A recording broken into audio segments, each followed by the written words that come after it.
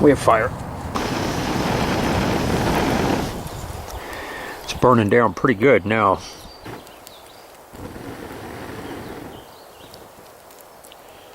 Just wasted all this time and effort. Let's give this another shot.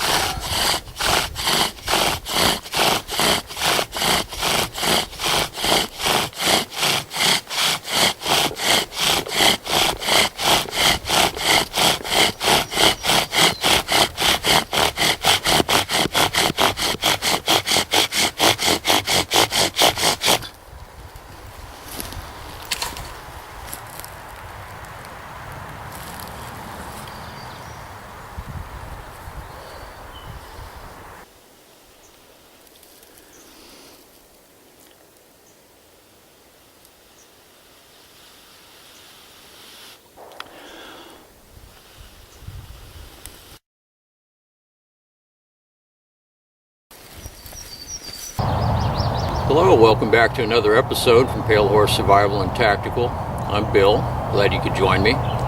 Today we're going to take a look at the clove hitch.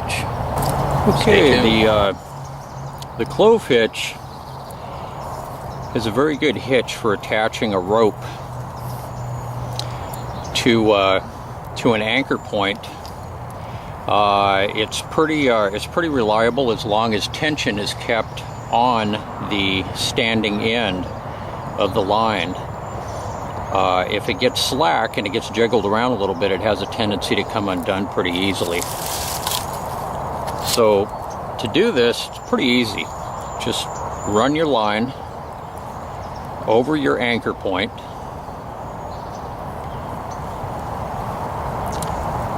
cross it over the top, the running end over the top of the standing end. Bring it under, dress it up, and that is your clove hitch. We'll get you a little centered up here a little bit better. Having a hard time seeing the glare on the screen there in the sun.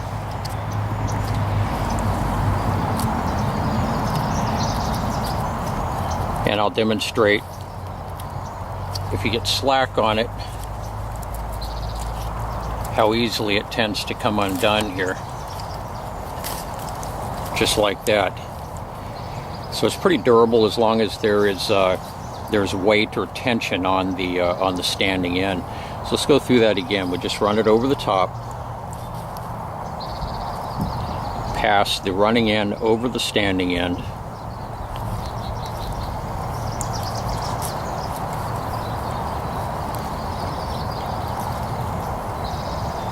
Run your running end underneath, dress it up, and pull it tight. And that is your clove hitch. Now if you want a little more security on this, run a little more slack. Give yourself a little bit more slack.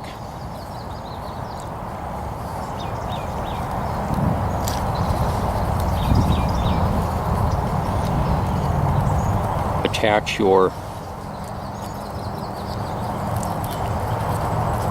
clove hitch just like that. Run your running end underneath. And you can add a couple double half hitches at the bottom here. That'll give you a little bit more added security to this, and if the weight comes off, it tends to be a little more forgiving in that it's not going to fall apart. The half hitch is usually used as a secondary knot or a backing knot on a primary. So in this case, it's two hitches with a secondary backing hitch. And that is the clove hitch. There's one other method you can use with this to run it over a vertical post. If you're going to set up like a line as a barrier over a series of posts, and I'll go ahead and I'll demonstrate that next. Okay, found myself a piece of vertical wood here. It's kind of broken up, but it's the only one I can find out here for this demonstration. I don't have a post handy, but if you want to run this over a vertical post or a stick or whatever you're trying to anchor it to, this method works good if you have a series of posts. So you're going to run a clove hitch across, and then you're going to run another clove hitch onto another post, and then take up the slack, and the tension will keep both of them taut and connected to the two posts. So if you're going to run a line across for like a barrier or something, it depends on the application you're going to use it for. It's pretty easy to do. Just take your cordage and form a loop. Whoop, that's the wrong way. And I'll show you why it's the wrong way. This is our standing end. This is our running end. We want the standing end on top of the running end in order for this to work. So right now we have the running end on top of the standing end. This is our running end. This is our standing end. So this is the opposite. So we want to turn this the other way and form a loop just like this. This is the running end, or standing end, I'm sorry. This is the standing end, so we're going to pretend we're coming from this direction. This is the running end, so we want the standing end when we form our loop or our bight, B-I-G-H-T, whichever you prefer to call it. We want the standing end on top of the running end. So we're going to form a loop. We're going to come over here. We're going to form another loop.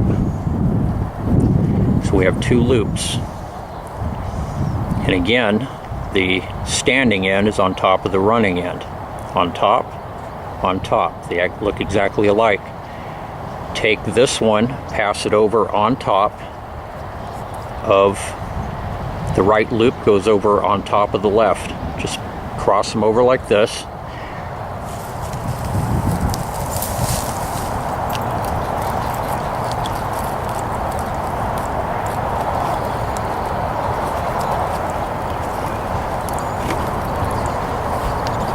And this is, instantly it forms a clove hitch.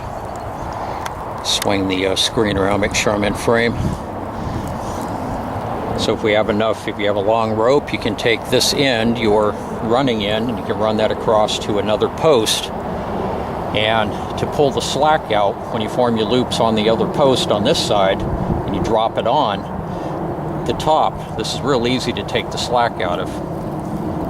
So if you want to pull it taut across the two, you just give yourself a little bit of a lead here and pull on it, and it will pull the slack out of itself, and you'll have a taut line going across between your two vertical posts.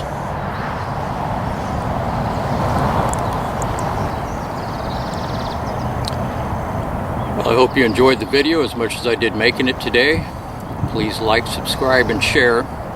And as you can see, the clove hitch is pretty basic, pretty simple to use. Probably one of the easier ones, but very effective. It makes a good way to anchor a line if you're going to do a tripod lashing, for instance. Very versatile number of uses for that. I hope all of you are having an outstanding day or night, depending on where you're located, and I will see all of you very soon on the next one. Everybody take care.